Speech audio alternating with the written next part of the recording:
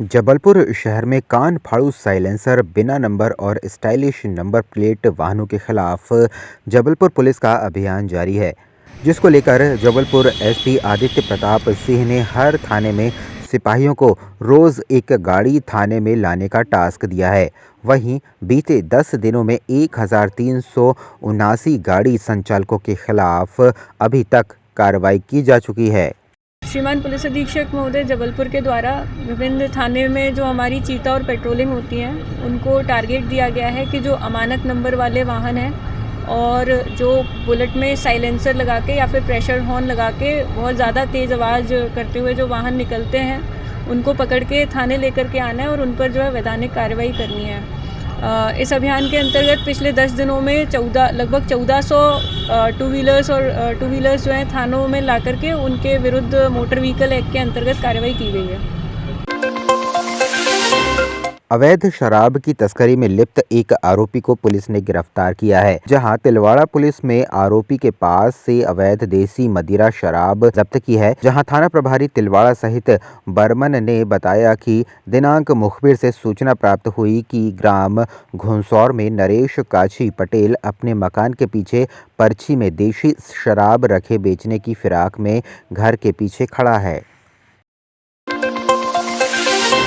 जबलपुर में समस्त सनातन धर्मावलंबियों को सूचित करते हुए अत्यंत हर्ष हो रहा है कि अनंत श्री विभूषित पूज्यपाद ज्योतिष पीठाधीश्वर एवं द्वारका शारदा पीठाधीश्वर जगत गुरु शंकराचार्य ब्रह्मलीन स्वामी श्री स्वरूपानंद सरस्वती जी महाराज श्री के कर कमलों से श्री बगलामुखी सिद्धपीठ शंकराचार्य मठ सिविक सेंटर माढ़ाताल में मां भगवती पीताम्बरा बगलामुखी माता का दिव्य विग्रह आज से 24 वर्ष पूर्व माघ शुक्ल द्वितीया में प्रतिष्ठित किया गया था। दिव्यम वामन शत्रु परिप्रियंती गदाभिघातिनं पीताम्बराढ्यां द्विभुजं नमामि। आज हम सभी लोग पूज्यपाद महाराज श्री ईश्वराशीर्वाद से भगवती पीताम्बरा बगलामुखी के परम साधक पूज्य ब्रह्मचारी जी महाराज जी के सानिध्य में हम सभी लोग आज 24वां पर्व मना रहे हैं और भगवती की शोभा यात्रा यहाँ पर निकाली जाएगी और हमारे मध्य विधानसभा के यशस्वी विधायक श्री अभिलाष पांडे जी और अशोक रोहानी जी और सभी लोग यहाँ पर विद्यमान हैं। सभी के सानिध्य में यहाँ पर भगवती की शोभा यात्रा संपन्न। बाराम्बा माँ बगलामुखी जी की आज जो भव्य शोभा यात्रा निकल रही है, माता बगलामुखी जबलपुर संस्कारधानी सहित पूरे सभी लोगों पर अपने आशीर्वाद की वर्षा करें। आज उत्तर मध्य विधानसभा के अंतर्गत बगलामुखी मंदिर से ये यात्रा हम सब प्रारंभ करेंगे। इसके बाद ये यहाँ से मालवीय चौक से फुहारे से अंधेर देव होते हुए फिर इस यात्रा को यहीं पर समापन करेंगे। मैं माता रानी से यही प्रार्थना करता हूँ कि सभी पर आशीर्वाद की वर्षा करें। पूज्य ब्रह्मचारी जी और सुबुद्धानंद जी के मार्गदर्शन में ये यात्रा यहाँ से प्रारंभ हो रही है। जय माई। जबलपुर पुलिस ने हत्या के आरोप में फरार चल रहे आरोपी को घेराबंदी कर दबोचा है, जिसके कब्जे से पिस्टल बरामद की गई है। आरोपी कुंडम में मर्डर कर 2 साल से फरार चल रहा था, जिस पर 7,000 रुपये इनाम घोषित किए गए थे। लिहाजा आधारताल पुलिस ने 2 साल बाद आरोपी को गिरफ्तार किया है। ये थाना कुंडम अंतर्गत 2021 का एक मर्डर केस है, जिसमें ये बंटी उर्फ राम किशोर पटेल आरोपी था और ये 2021 से ही फरार था। घटना के बाद से इसको अभी 2024 में थाना आधारताल की टीम के द्वारा गिरफ्तार किया गया है। इस पर 7,000 रुपये का इनाम भी था। पिस्टल वगैरह? हाँ, इसके साथ जो है पिस्टल और कारतूस भी बरामद हुए हैं, जिसमें एक जो प्रकरण पंजीबद्ध किया गया है।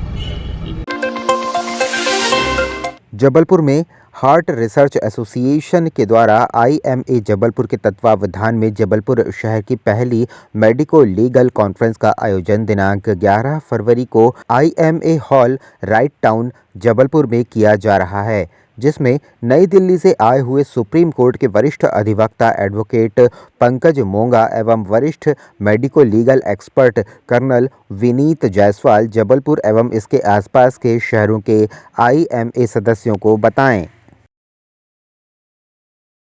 चिकित्सक से बहुत अधिक रहती हैं और कई बार ऐसा होता है मरीज की अपेक्षा के अनुरूप चिकित्सक अगर अपने कार्य को नहीं कर पा रहे हैं या चिकित्सक ने अपनी अवेलेबिलिटी के हिसाब से सेवा दी है, इसके बावजूद अगर मरीज वो सेटिस्फाइड नहीं हो रहा है तो कई बार वे कानून का सहारा लेते हैं और कई प्रकार के कंपनसेशंस के लिए अप्लाई करते हैं। इसमें कभी जीत होती है, कभी हार होती है। कई बार हमें लगता है कि चिकित्सक की गलती थी, कभी हमें लगता है मरीज के साथ इतना दुर्व्यवहार हुआ या मरीज के साथ इतना नुकसान हुआ। तो ऐसी बहुत सारी चीज़ें हैं जिसमें हमें समझना पड़ेगा कि मरीज और चिकित्सक के संबंध हमेशा अच्छे कैसे बने रहे और जो हमेशा से चला आ रहा है कि किस प्रकार से चिकित्सक अपनी जान लगा करके अगर मरीज की सेवा कर रहे हैं और मरीज को जान बचाने के लिए कर रहे हैं तो मरीज भी उस चीज़ को समझे।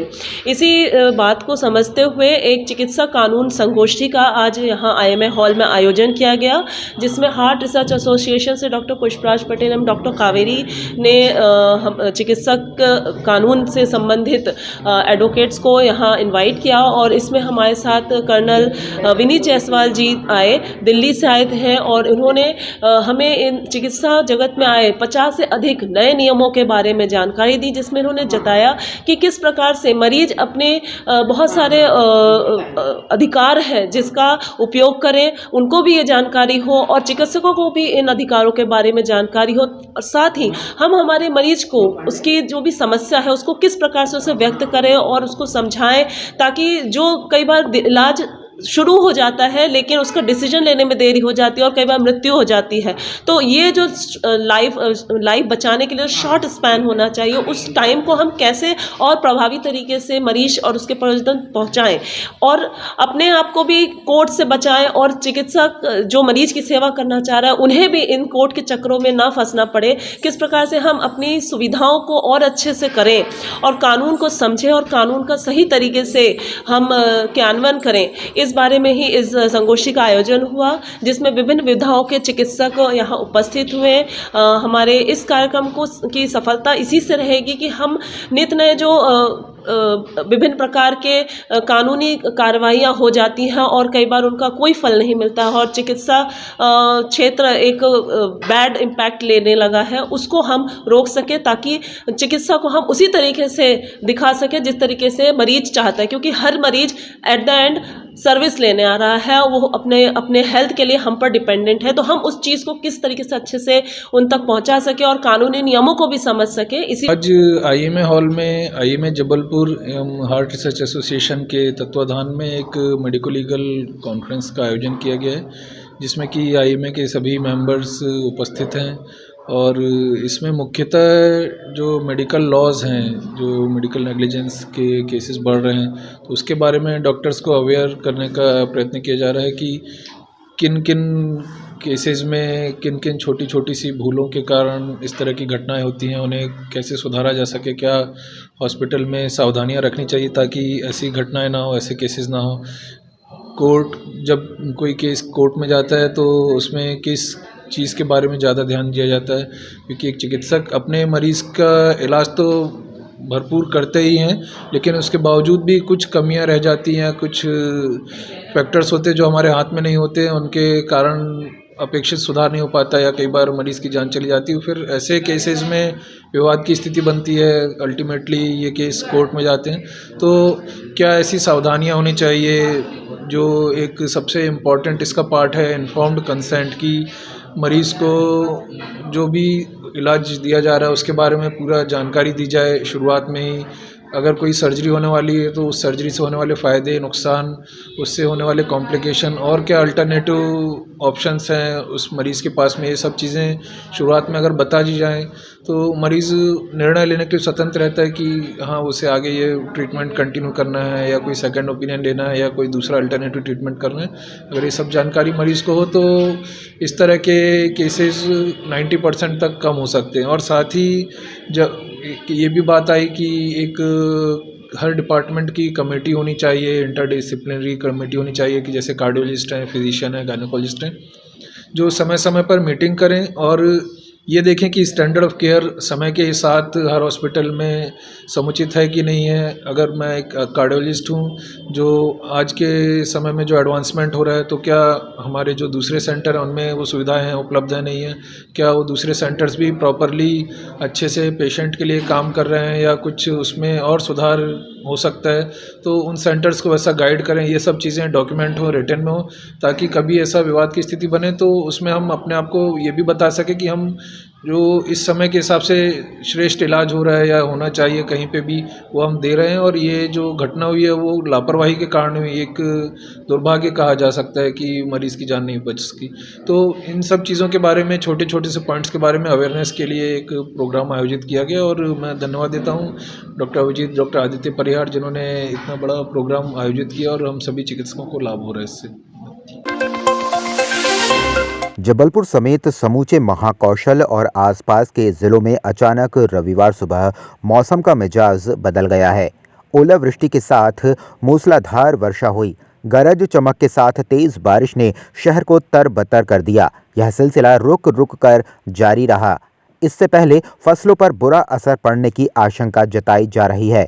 मौसम के बदलते मिजाज से किसान परेशान नजर आ रहे हैं। बरसात के कारण जनजीवन पूरी तरह से अस्त व्यस्त हो गया है। किसानों द्वारा अभी जानकारी प्रदान की गई है और उनके द्वारा कुछ फोटोग्राफ्स और वीडियो भेजे गए हैं, जिसके माध्यम से पता चल रहा है कि जबलपुर ज़िले के आसपास की तहसील क्षेत्रों में बहुत बड़ी मात्रा में ओलावृष्टि हुई है।